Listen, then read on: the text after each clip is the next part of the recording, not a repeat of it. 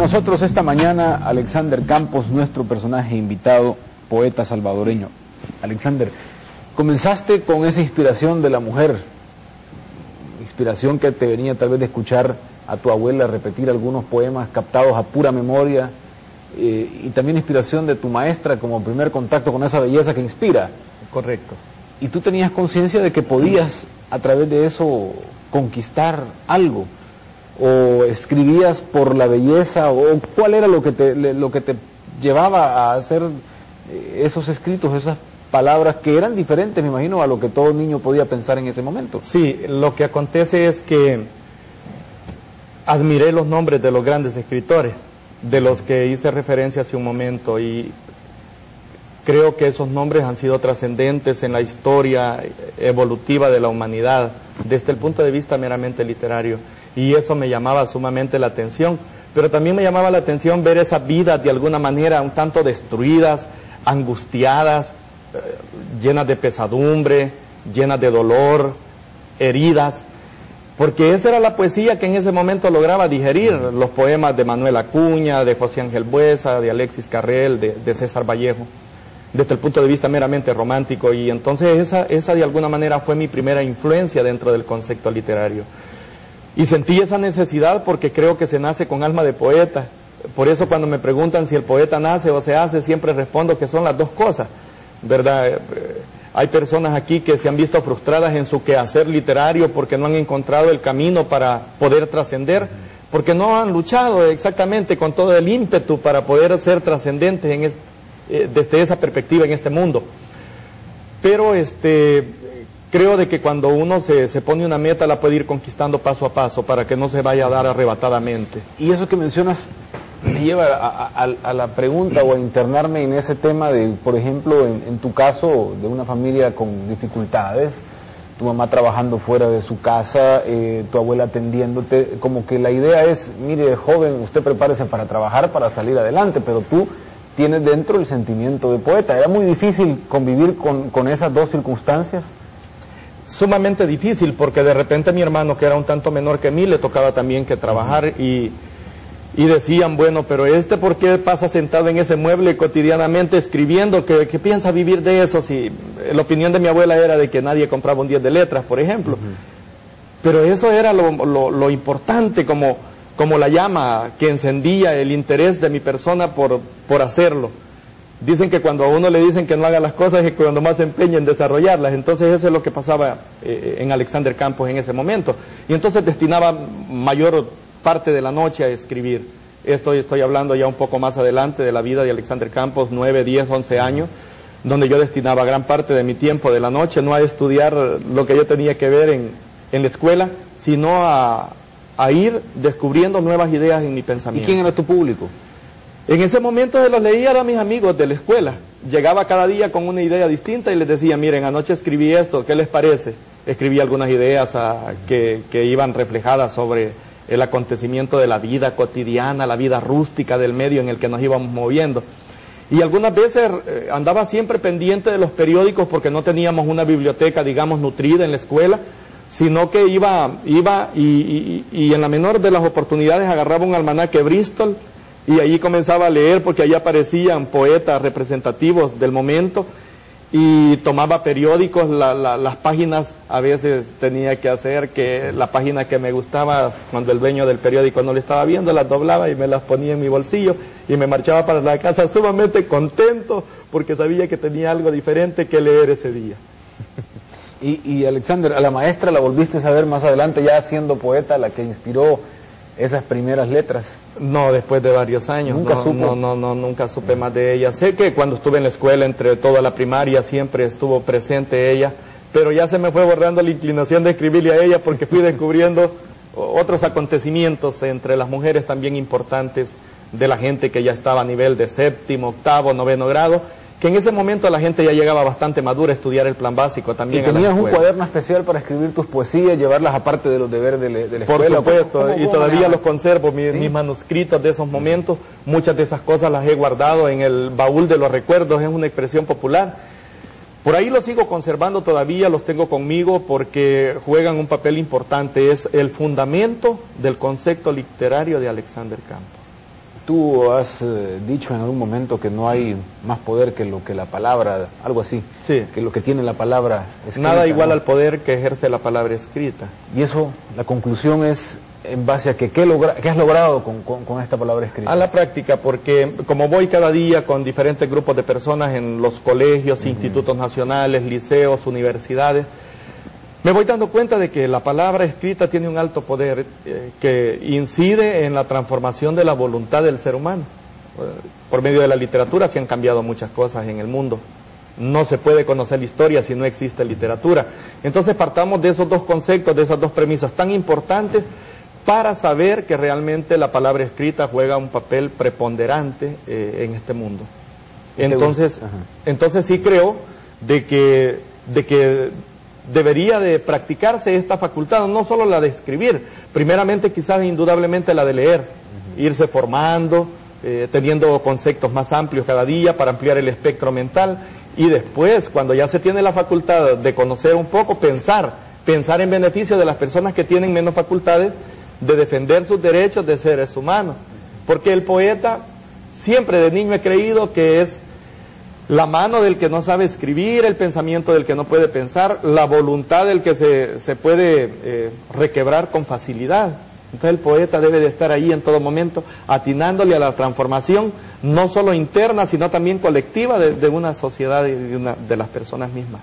¿Y te divertía más leer, escribir, que jugar pelota, que hacer otras actividades dentro de la escuela? ¿Cómo pasabas ese tiempo en esa edad entre los 12, 13 años?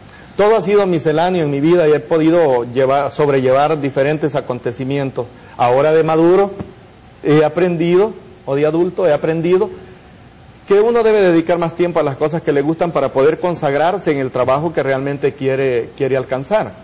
Pero de niño era una persona como todos, jugaba fútbol, elevaba piscucha, jugaba capirucho, yoyo, jugaba las escondidillas del rey, de todas las cosas que los demás compañeritos a esa edad hacíamos, ¿verdad? Eso era importante porque había una alta cohesión de grupo.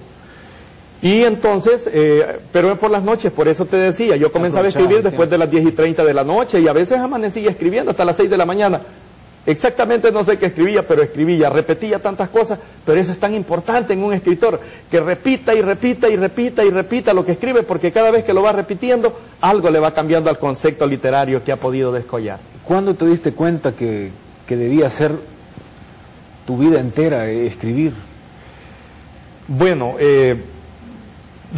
creo que desde siempre me di cuenta que debería de hacer eso, porque de no haber sido así, no estaría tan convencido ahora de lo que estoy haciendo. Entonces creo que cada día pensaba en que tenía que trascender, aparte de todas las necesidades que se van encontrando cotidianamente en un país tan atropellante como este, a la dignidad de los seres humanos, en un país tan convulsionado, y perdónenme el auditorio del programa que yo diga que yo veo un país sumamente convulsivo en este momento, en este estado, y lo veo también históricamente, ese atropello cotidiano, la voluntad de la gente más desprotegida, esa falta de valores en las personas que dirigen el Estado mismo, esa falta de valores morales en aquellos que tienen la facultad para poder transformar el acontecimiento de vida de un país, en donde se ha visto reflejado en el beneficio de muy pocos y en el atropello de muchos de este país. Eso uno lo va percibiendo como va en la medida en que va transcurriendo el tiempo. Hablemos ya de esa juventud, ya pasamos la infancia, los sueños, vamos a la juventud donde uno tiene ya que forjarse su camino plenamente. Pero antes vamos a una pausa, Alexander, y enseguida continuamos con este tema. Ya volvemos.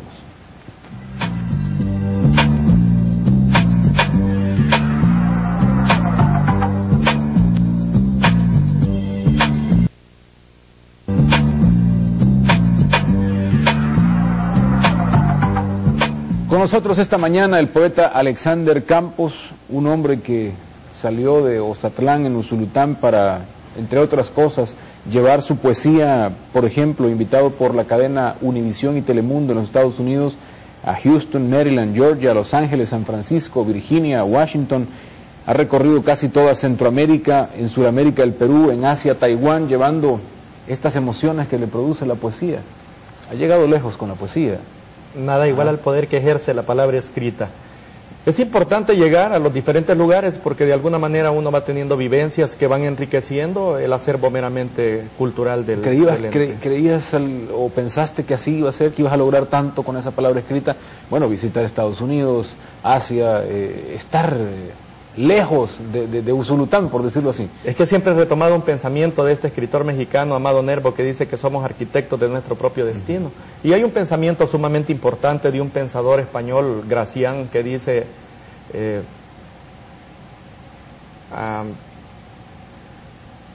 es importante crecer en la vida sin ver las dificultades por las que vas atravesando. Cada uno de nosotros somos lo que deseamos ser realmente. Yo creo que sí, siempre lo he meditado, lo he reflexionado y he encontrado una serie de dificultades para poder hacerlo, pero lo más importante es que he encontrado el camino. Actualmente y creo que ahora no me detiene absolutamente nada. No, claro, y son 9 libros editados actualmente. Hasta el momento sí hemos editado 9 libros, gracias a Dios conocí a una persona que es la dueña de una imprenta donde produzco mis libros, que se llama Punto de Color. Don Héctor Meléndez me echó la mano desde el principio, confió en mí y cada día va confiando más y más y más. De tal manera que tengo abiertas las puertas, produzco mi obra literaria de mi primer libro, que es para un nuevo romance. Ya hice 16 ediciones de un promedio de 5.000 copias por edición.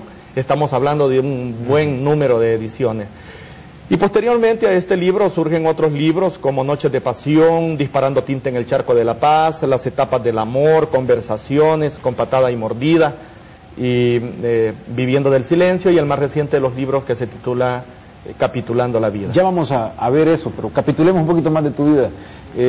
Llegamos a la adolescencia, ¿qué tal el bachillerato? ¿A dónde lo estudiaste? ¿Cómo pasaste esa etapa? Fue formidable, era el momento pleno de la guerra.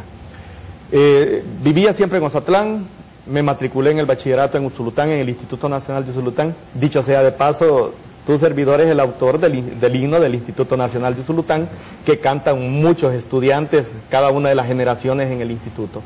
Eso es lindo, saber que hay gente que es anuente al pensamiento del poeta.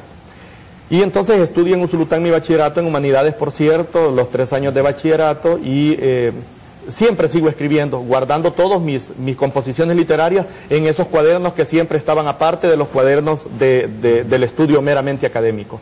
Y seguí escribiendo y de alguna manera formándome autodidácticamente, leyendo algunos autores. Ya los autores que leí en este momento ya no eran los meramente románticos, sino que había trascendido un poco más para la literatura española, francesa, inglesa, alemana, portuguesa. ¿Y ya lograste conseguir libros? Ya, por supuesto, ya lograba de alguna manera pedir libros. Pues yo llegaba a una casa y veía un libro, ya había abierto mi espectro de amistades también, y algunos ya sabían que escribía, y algunos bajo su propia voluntad de su corazón me decían que si me era útil un libro. Nunca dije que no, todos los libros eran sumamente útiles para mí. Algunos eran tan importantes que solo tenían que darme el título y yo buscaba la manera de cómo conseguir esa obra para poderla leer. Eso es. Igualmente difícil en el bachillerato, las dificultades económicas de la familia. Sí, mi madre como siempre seguía trabajando aquí en San Salvador, llegaba cada mes allá por los 3 días de vacaciones que los patrones le daban, entonces habían veces que no tenía para poder conseguir para el pasaje de Ozatlán a Usulután y viceversa. Entonces había un borrachito, esta historia es bonita, había un borrachito llamado Moreno en Ozatlán que a veces me preguntaba cuando me veía un tanto decepcionado porque no podía ir a estudiar, porque sí me decepcionaba cuando no podía ir a estudiar.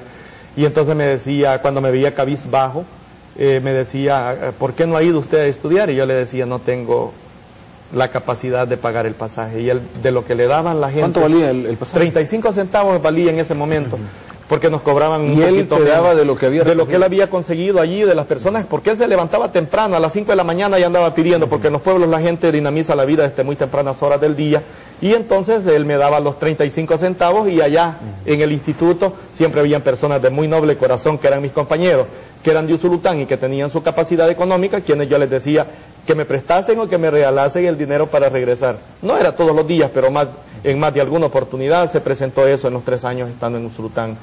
Termino mis estudios de bachillerato en Usulután, casualmente, y esto también es bonito, se abre el ITU, Instituto Tecnológico de Usulután, y yo tengo la facultad de ingresar a estudiar mi primera profesión técnica, que es el trabajo social, que es una de las carreras académicas que abren en ese momento en la ciudad de Usulután. ¿Y tu mamá qué decía del poeta que iba saliendo, al que le estaba echando el hombro, lógicamente, con su trabajo? queriéndolo formar como profesional. ¿Qué decía del escritor? Pues mi mamá me ayudó hasta que yo, digamos, estudié el bachillerato, y ella me dijo, cuando yo comencé a estudiar el bachillerato, me dice: Alex, hasta aquí te puedo ayudar. Cuando yo terminé mi plan básico, ya para estudiar el bachillerato, pues me tocó que trabajar, y comencé a jugar fútbol. Ajá. Y bueno, fui descubriendo la característica de que no servía en ningún puesto, pero cuando me pusieron de portero de casualidad, todas las pelotas iban a pegar a mi persona, y entonces comencé a jugar de arquero en algunos equipos de fútbol, y comencé a trascender. Ya de Ozatlán fui a jugar estanzuelas, estuve en el Aspirantes de Jucuapa, luego viajé a la carrera, estuve en algunos equipos del tránsito, a nivel de la Liga B y de la Liga de Ascenso. ¿Te pagaban? Pues sí, el que me pagaba el mejor postor era con el que me iba, el que me pagaba un poquito más. Yo iba a entrenar durante los días de la semana, y el domingo pues ¿Y qué otros trabajos hiciste aparte de jugador? Bueno, aparte de eso, en Ozatlán desarrollaba algunas actividades ya de pensamiento, porque me contrataban para las fiestas y era el DJ de ese momento. Allí en las fiestas patronales ya escribía por encargo, algunas personas le escribía cartas de amor, y eso me pagaban mis 10, mis 15 colones, y pues así ya mucha gente de Ozatlán, de Usulután, se fue dando cuenta que escribía, y ya por encargo me pedían algunas cuestiones. ¿Y cómo fue ya el encuentro con la poesía, formar el primer libro? ¿Cómo fue ese momento en el que decidís: voy a sacar un libro, lo voy a hacer, voy a buscar quién me lo apadrine, o cómo hago para sacarlo? Sí, bueno, en primer lugar tuve que trabajar casi cerca de 6 años para poder producir mi primer libro.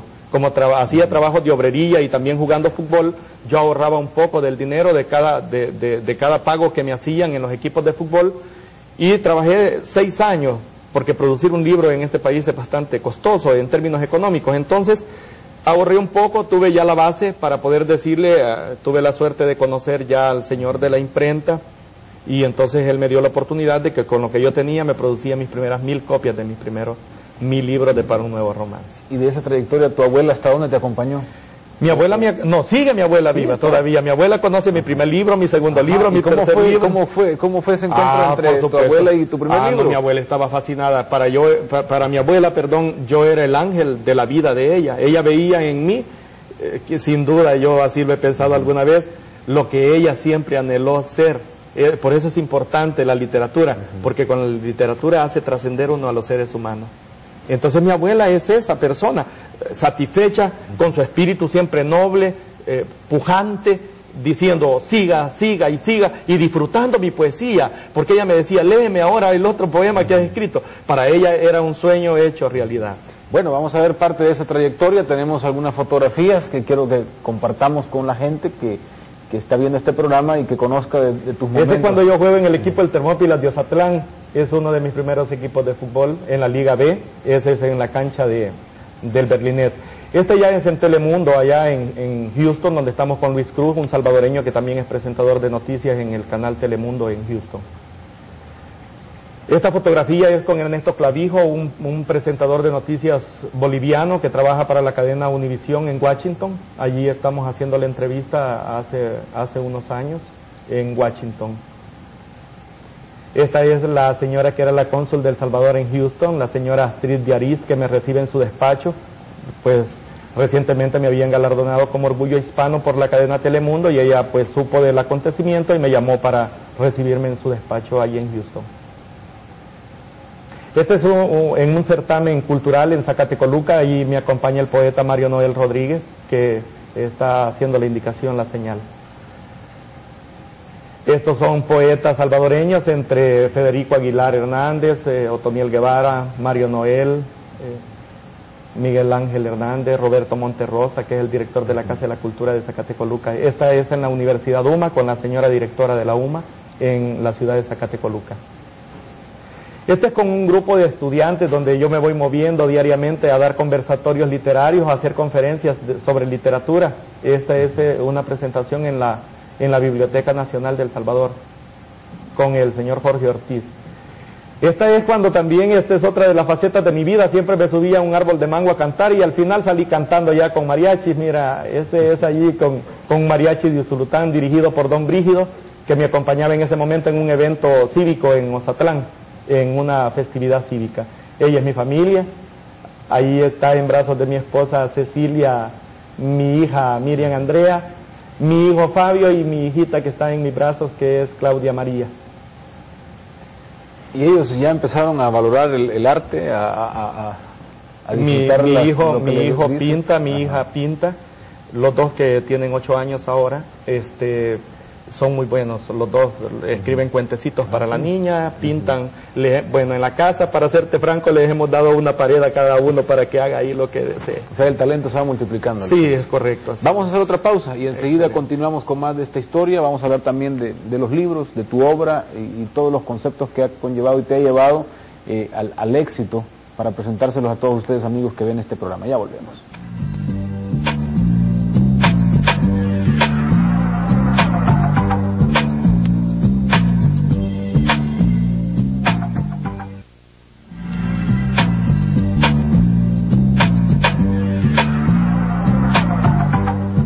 Con nosotros esta mañana el poeta Alexander Campos, un hombre que salió de Ozatlán en Usulután para, entre otras cosas, llevar su poesía, por ejemplo, invitado por la cadena Univisión y Telemundo en los Estados Unidos, a Houston, Maryland, Georgia, Los Ángeles, San Francisco, Virginia, Washington.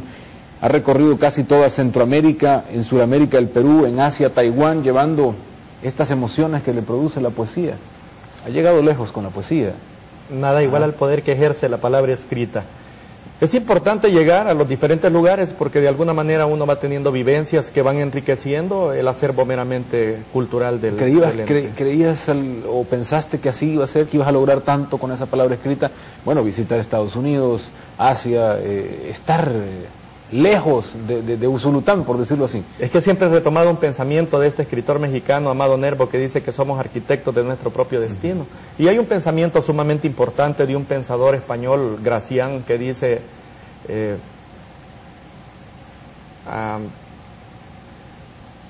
es importante crecer en la vida sin ver las dificultades por las que vas atravesando. Cada uno de nosotros somos lo que deseamos ser realmente. Yo creo que sí, siempre lo he meditado, lo he reflexionado y he encontrado una serie de dificultades para poder hacerlo, pero lo más importante es que he encontrado el camino. Actualmente y creo que ahora no me detiene absolutamente nada. No, claro, y son 9 libros editados actualmente. Hasta el momento sí hemos editado 9 libros, gracias a Dios conocí a una persona que es la dueña de una imprenta donde produzco mis libros, que se llama Punto de Color. Don Héctor Meléndez me echó la mano desde el principio, confió en mí y cada día va confiando más y más y más. De tal manera que tengo abiertas las puertas, produzco mi obra literaria de mi primer libro, que es para un nuevo romance. Ya hice 16 ediciones de un promedio de 5,000 copias por edición. Estamos hablando de un buen número de ediciones. Y posteriormente a este libro surgen otros libros como Noches de Pasión, Disparando tinta en el charco de la paz, Las etapas del amor, Conversaciones, Con patada y mordida, y Viviendo del silencio, y el más reciente de los libros que se titula Capitulando la vida. Ya vamos a ver eso, pero capitulemos un poquito más de tu vida. Llegamos a la adolescencia, ¿qué tal el bachillerato? ¿A dónde lo estudiaste? ¿Cómo pasaste esa etapa?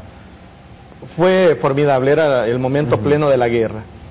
Vivía siempre en Ozatlán, me matriculé en el bachillerato en Usulután, en el Instituto Nacional de Usulután. Dicho sea de paso, tu servidor es el autor del himno del Instituto Nacional de Usulután, que cantan muchos estudiantes, cada una de las generaciones en el instituto.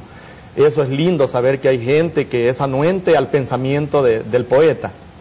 Y entonces estudio en Usulután mi bachillerato en humanidades, por cierto, los 3 años de bachillerato, y siempre sigo escribiendo, guardando todas mis composiciones literarias en esos cuadernos que siempre estaban aparte de los cuadernos del estudio meramente académico. Y seguí escribiendo y de alguna manera formándome autodidácticamente, leyendo algunos autores. Ya los autores que leí en este momento ya no eran los meramente románticos, sino que había trascendido un poco más para la literatura española, francesa, inglesa, alemana, portuguesa. ¿Y ya lograste conseguir libros? Ya, por supuesto, ya lograba de alguna manera pedir libros. Pues yo llegaba a una casa y veía un libro, ya había abierto mi espectro de amistades también, y algunos ya sabían que escribía, y algunos bajo su propia voluntad de su corazón me decían que si me era útil un libro. Nunca dije que no, todos los libros eran sumamente útiles para mí.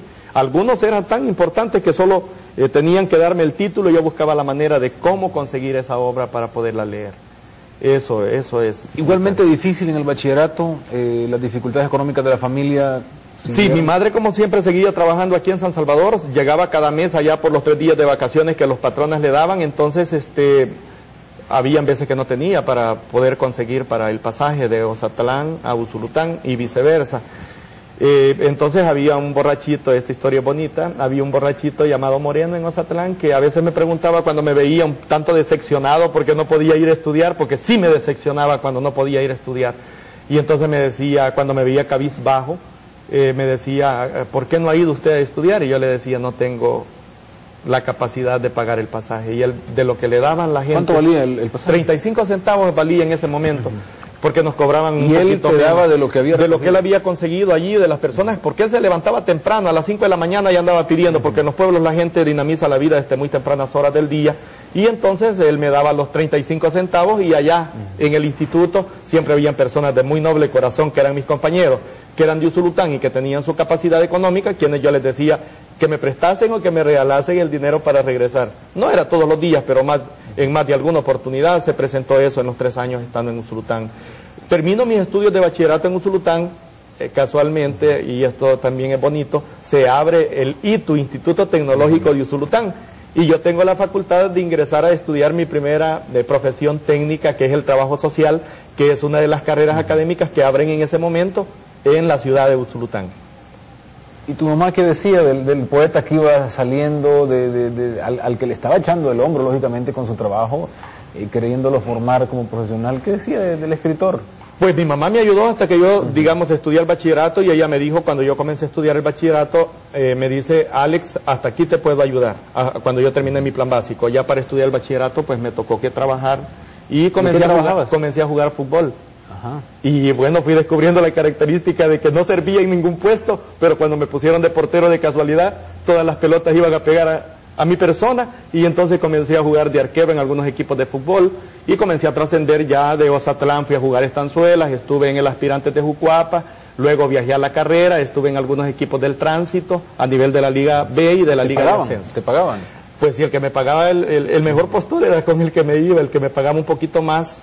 Yo iba a entrenar durante los días de la semana y el domingo pues ¿Y qué otros trabajos hiciste aparte del jugador? Bueno, aparte de eso, en Ozatlán desarrollaba algunas actividades ya de pensamiento, porque me contrataban para las fiestas y era el DJ de ese momento. Allí en las fiestas patronales ya escribía por encargo, algunas personas le escribía cartas de amor y eso me pagaban mis 10, mis 15 colones, y pues así ya mucha gente de Ozatlán, de Usulután, se fue dando cuenta que escribía y ya por encargo me pedían algunas cuestiones. ¿Y cómo fue ya el encuentro con la poesía, formar el primer libro?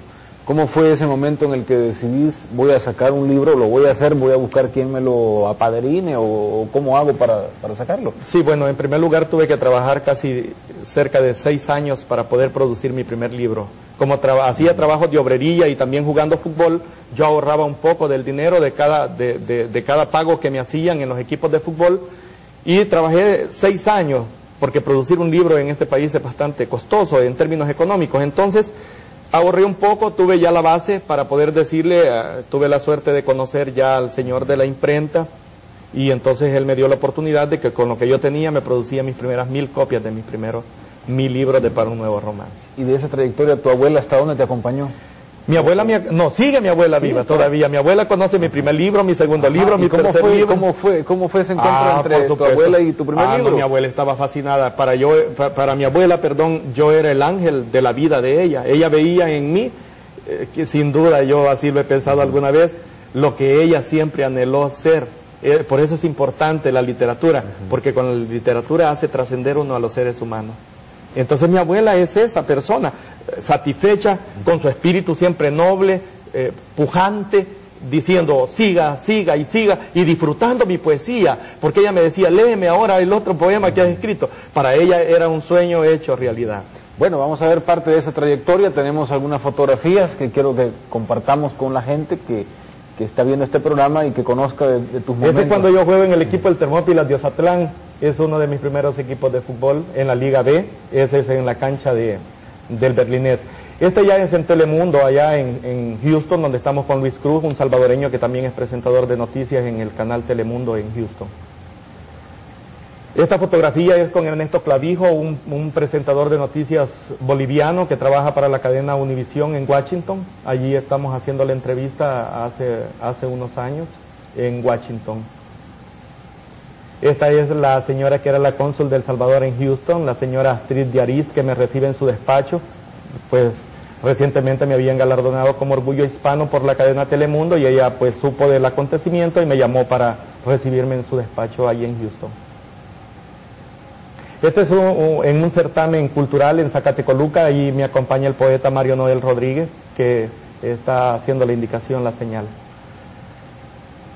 Estos son poetas salvadoreños entre Federico Aguilar Hernández, Otoniel Guevara, Mario Noel, Miguel Ángel Hernández, Roberto Monterrosa, que es el director de la Casa de la Cultura de Zacatecoluca. Esta es en la Universidad UMA, con la señora directora de la UMA, en la ciudad de Zacatecoluca. Este es con un grupo de estudiantes donde yo me voy moviendo diariamente a dar conversatorios literarios, a hacer conferencias sobre literatura. Esta es una presentación en la Biblioteca Nacional de El Salvador, con el señor Jorge Ortiz. Esta es cuando también, esta es otra de las facetas de mi vida, siempre me subía a un árbol de mango a cantar y al final salí cantando ya con mariachis. Mira, ese es allí con mariachi de Usulután, dirigido por don Brígido, que me acompañaba en ese momento en un evento cívico en Ozatlán, en una festividad cívica. Ella es mi familia, ahí está en brazos de mi esposa Cecilia, mi hija Miriam Andrea, mi hijo Fabio y mi hijita que está en mis brazos, que es Claudia María. ¿Y ellos ya empezaron a valorar el arte, a disfrutar mi hijo pinta, mi hija pinta, los dos que tienen 8 años ahora, son muy buenos, los dos escriben cuentecitos para la niña, pintan, bueno, en la casa, para serte franco, les hemos dado una pared a cada uno para que haga ahí lo que desee. O sea, el talento se va multiplicando. Sí, es correcto. Sí. Vamos a hacer otra pausa y enseguida continuamos con más de esta historia. Vamos a hablar también de los libros, de tu obra y todos los conceptos que ha conllevado y te ha llevado al éxito para presentárselos a todos ustedes, amigos que ven este programa. Ya volvemos.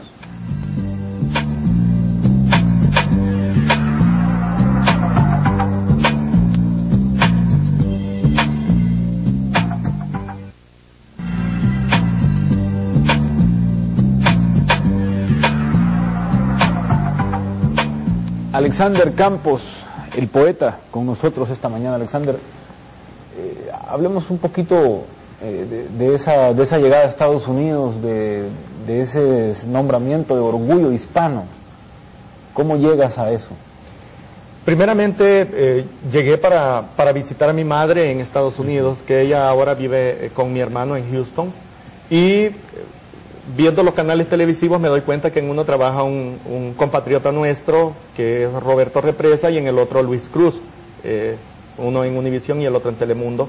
Me acerco a ellos, me reciben pero de muy buena manera, y entonces muestro mi obra literaria, y quizás aprovechando ese sentimiento nostálgico que viven todos, ese romanticismo que existe cuando uno no está en su propio terruño, ellos hacen una propuesta, el amigo Luis Cruz, a los directores del canal, porque tiene una alta influencia sobre la gente, y acompañado por un señor que se llama Aniceto Molina, que es un representante de la música suramericana, de la música popular suramericana.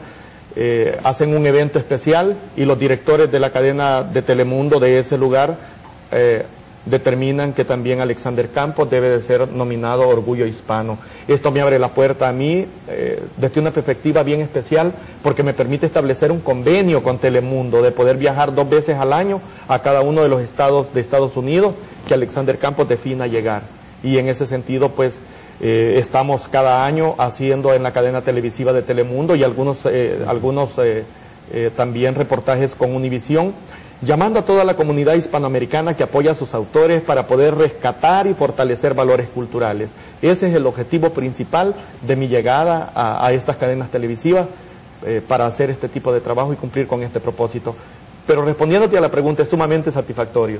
Creo de que he alcanzado algo que, no sé si voy a pecar, pero muy pocos escritores a nivel del mundo latinoamericano, hispanoamericano han logrado, en base a la lucha continua. Orgullo Hispano. Sí, Orgullo Hispano. ¿Y ahora dónde vives? ¿Dejaste Ozatlán, dejaste Usulután o dónde estás? Bueno, a razón de que hay que buscar un lugar donde uno pueda movilizarse para los diferentes puntos donde uno va a desarrollar su trabajo, pues ahora resido aquí en San Salvador. De aquí me muevo para Costa Rica, de aquí me muevo para Nicaragua, de aquí me muevo para Honduras, cuando he tenido la oportunidad de estar en Guatemala. Entonces voy llegando, y lo más lindo de mi trabajo ahora actualmente es que como visito cada pueblo, en cada centro educativo, donde voy llevando mi mensaje de crecimiento personal en cada uno de los jóvenes, inyectándoles el entusiasmo al sacrificio. El entusiasmo al sacrificio, para que se genere la voluntad de poder crecer. Entonces voy llegando y voy de pueblo en pueblo. No te digo la lista de todos los pueblos que conozco por cada país de Centroamérica, porque el tiempo se nos va a agotar, pero he podido encontrar las puertas abiertas en cada uno de los lugares, y esto creo que es una bendición del hacedor de las cosas del mundo. ¿Y por qué la poesía? Pues la poesía es una herramienta de transformación social, por eso la poesía. Porque la poesía es un concepto que nos va educando, que nos va formando y que nos demuestra a nosotros que por medio de una sola palabra podemos decir tantas cosas y poder proyectar e introyectar en las otras personas el pensamiento que nosotros queremos que se dé. Fíjate que yo escribo en uno de mis libros recientes, porque quiero comenzar por dar una opinión desde el punto de vista meramente literario, ya metiéndonos en la poesía en sí. Yo escribo un poema que se llama Amo esta patria, no referido especialmente al país del Salvador, sino tal vez referido a esta patria latinoamericana.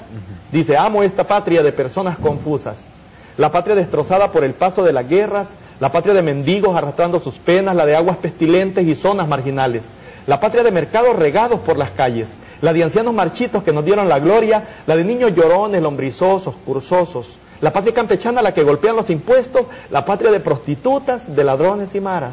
Amo esta patria de poetas inéditos, la patria donde autores se arrastran por un peso, la patria donde el rezo se convierte en infamia, donde el culto se eleva al mordaz Satanás, la patria donde vive más bien la hipocresía, donde la burguesía sigue siendo un mal ascendente, donde se abren cantinas y burdeles sangrientos y se impone la fuerza del que lava dinero, esta patria violenta que huele a criminal. Amo esta patria donde abunda la droga, donde queda olvidada la moral y las leyes, donde ya la carreta va pasando a la historia y en sus pueblecitos revientan los cohetes muy poco. La patria en que los asnos y el caballo se extinguen y surge el desempleo, el asesino es libre, el valor de la flora ya no tiene importancia y se admira al de afuera y se ignora al de adentro y no existen principios ni de honor ni de lealtad. Pero a pesar de todo, créanmelo hermanos míos, a pesar de todo, yo sigo amando a esta patria que a fin de cuentas es vuestra patria. Entonces este es el concepto más social de Alexander Campos, desde esa perspectiva, como para intentar que aquellas personas que tienen la facultad de transformar el acontecimiento de la vida, de las naciones, puedan pensar que esa es la misión que tienen. ¿Y has logrado tener algún resultado con eso? Es decir, latente, que alguien te haya dicho, mire, yo con esta poesía comprendí que la vida debe ser otra. No, porque también lo que pasa es que se germina la idea y entonces produce. Entonces se producen nuevas ideas. Mucha gente, yo no quiero pecar aquí de insolente, pero sé que muchas personas han comenzado a escribir en algunos pueblos donde nunca ha llegado un poeta, porque han visto a un poeta en carne y hueso, que creen que los poetas están en otro mundo, como muchos en este país se esconden, porque creen que son sagrados y que tienen los mejores pensamientos y que deben de estar aislados del pueblo. El pensamiento, en cambio, de Alexander Campos es ese contacto cotidiano con la gente para retroalimentarme y poder dar una literatura que responde exactamente a las necesidades de un pueblo. Fíjate que en mi libro Capitulando la Vida, que es el último que hemos editado... ¿Es este que tengo yo acá? Sí, he transformado ya un tanto el acontecimiento de mi literatura. Y yo en este libro ya hablo sobre conceptos más morales, porque he podido ver de que en el pueblo hay carencia de valores humanos, desde la moral, lo espiritual, lo ético. Entonces, en el libro digo, capitulando la vida entre alegría y tristeza, vas trajinando en los días con el alma ilusionada. De momento obtienes todo, al final no obtienes nada, a veces todo te importa y otras nada te interesa. Hay otros libros, vamos a verlos, a ver si me los van pasando para que nos cuenten un poquito sobre cada uno de ellos en ese ir y venir de generarle a este país, no sé, de repente su historia hecha poesía. Sí, no sé si por ahí un poco Alexander Campos ha querido ir. A ver, de este libro, ¿qué podemos decir? Con patada y mordida. De este libro es exactamente el poema que se llama Amo esta patria, que hace un momento lo pude presentar aquí a la audiencia. Este es un libro que nos muestra acontecimientos de la realidad nacional del Estado, donde se refleja la mera realidad del Estado. ¿Esta otra? Este es mi primer experimento dentro de la poesía meramente social. Se titula el libro Disparando tinta en el charco de la paz. Fue escrito tras la firma de los acuerdos de paz y da una muestra del pensamiento de un pueblo que se siente atropellado, lacerado, vulnerado, marginado. ¿Tenemos este otro? ¿Este fue tu primer libro? Este es mi primer libro, es del que yo decía que tengo 16 ediciones, un promedio de 70.000 copias distribuidas a nivel de los pueblos donde he ido llegando, y es un libro muy exitoso porque habla del amor. ¿Y cuál era la idea del nuevo romance? Porque todos estamos prestos a un nuevo romance cada día, estamos expuestos desde las diferentes perspectivas. Uno desde a veces cuando nos vamos transformando de la pubertad a la adolescencia, y lo otro cuando queremos conquistar un nuevo amor, indiferentemente cuál sea la edad. Este otro, Alexander. Esas son las experiencias pasionales, los primeros contactos ya meramente sentimentales e íntimos que se tienen con las personas que Alexander Campos se vincula, las novias del momento. Bueno, dedico mi libro a todas las novias que todavía siguen viendo estos programas. Algunas. Como decía tu abuelita, con la poesía es la manera más fácil de conquistar a una mujer. Con la poesía se conquista todo lo que el poeta quiere conquistar. Hay muchos que han conquistado amores y otros muchos amores. Con esto quiero decir lo siguiente. Hay algunos que conquistamos un amor, una pareja, pero hay otros que conquistamos un pueblo. Viviendo del silencio. Viviendo del silencio, sí, ese es mi libro número 6 editado. Viviendo del silencio es un concepto meramente romántico, pero ya desde una perspectiva, digamos así, como muy atinada. Hoy que ya no te quiero, vivo dichoso, creo que el no quererte es lo más hermoso. No me preocupe en nada no estar contigo, ni el que no te me acerques ni estés conmigo. Vivo en un mundo nuevo, sobre otro ambiente, lejos de lo que daña y lo que resiente. Llevo en mi pensamiento otra esperanza, no languidez ni pena, luto o venganza. Busco otras ilusiones, otros placeres, el amor eternal de otras mujeres. Y así subsigue pues el libro de Viviendo del Silencio. Alexander, el tiempo es muy corto como para lo que tendríamos que tocar o resumir de toda esta historia que tiene que ver con tu vida, con tu trayectoria, pero estamos muy satisfechos, muy contentos de haberte tenido con nosotros en este programa y de haber compartido contigo esta historia del poeta que está conquistando no solo nuestro país, sino pues como todo un orgullo hispano el continente. Gracias. Muchas gracias a ustedes. Amigos televidentes, también por su sintonía, muy agradecidos. Los esperamos en nuestra próxima edición de Personajes. Hasta pronto.